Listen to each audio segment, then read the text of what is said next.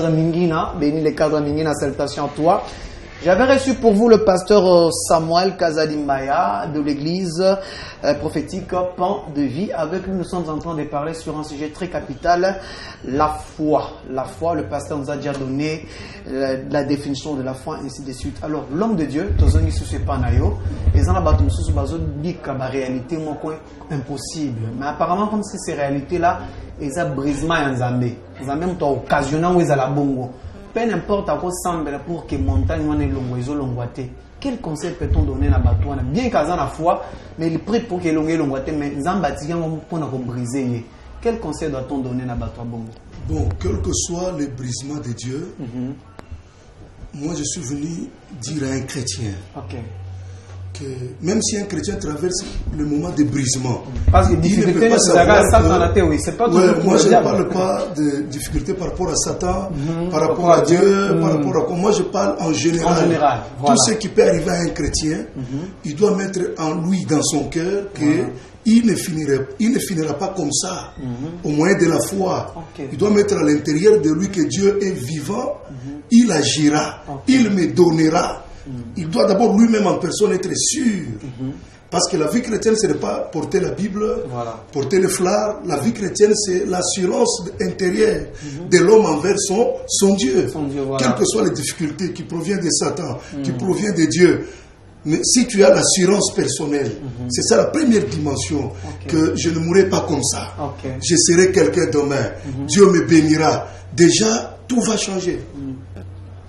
Tout ira bien. Alors, pasteur, pour le cas de notre pays, pour le cas de notre nation, est-ce que doit-on encore toujours avoir la foi qu'un jour le Congo sera quand même béni? Parce que d'ici là, nous aurons 60 ans depuis l'indépendance, avec ce que nous voyons comme les hommes politiques sont en train de faire. Est-ce que peut-on toujours garder la foi ou bien il faut aussi à un certain moment s'élever aussi dire trop c'est trop?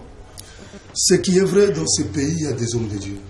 Comme il y a des hommes de Dieu qui craignent Dieu, qui prient Dieu, le pays changera. Il y aura un changement qui viendra de Dieu. Vous savez, il y a des changements qui viennent des hommes. Il y a trop de calculs. C'est dans la Bible, non? Il y a un roi qui traversait avec son pays des moments difficiles. Alors, où les femmes mangeaient les enfants. On est allé voir le roi. Le roi avait des gens à côté de lui. Ils ont essayé de tout. Rien n'a changé. Mais quand on a consulté un homme de Dieu, l'homme de Dieu a dit demain ça va changer. Parce qu'il était d'abord sûr de son Dieu. Comme il y a des hommes de Dieu dans cette ville, dans ce pays, au moyen de ces hommes de Dieu, au moyen de la foi, le pays changera. Ah là, il faut avoir la foi comme celle d'Abraham.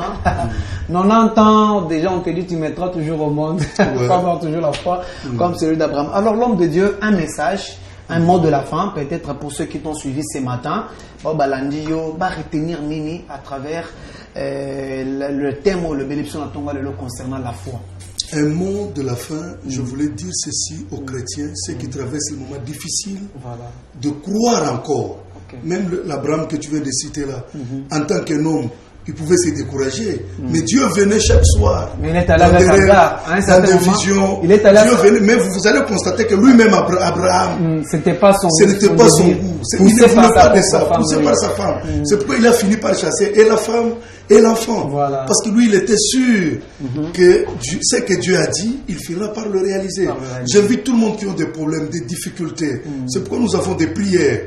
Nous avons des marathons, des séminaires de prières. C'est pour fortifier des gens qui ont des blessures, les gens qui ont des chocs, que Dieu continue à agir. Parce que vous parlez de séminaire, de marathon, est-ce qu'il y a-t-il un programme dans l'église? Et l'église, comment s'intitule-t-elle? Et aussi l'adresse de l'église pour Notre église s'intitule Cité prophétique Pain de vie.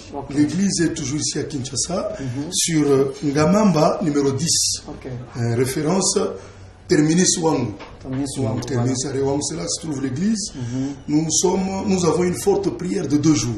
Aujourd'hui, jeudi et demain, vendredi. Aujourd'hui, de prier pour ceux qui ont des blessures. Où nous intitulons notre thème fini les pleurs. Fini le pleurs. Toi qui as des chocs, toi qui as des soucis, viens au moyen de la foi. Ok. Dieu peut arrêter le pleur, Oui. Dieu peut essuyer les larmes. Vraiment. Mais vous venez le jour J, pasteur. Là, il fallait même venir une semaine avant, même le jeudi passé, mais le jeudi écoulé, même le début de la semaine, on aurait été recevoir et tu allais parler de la journée.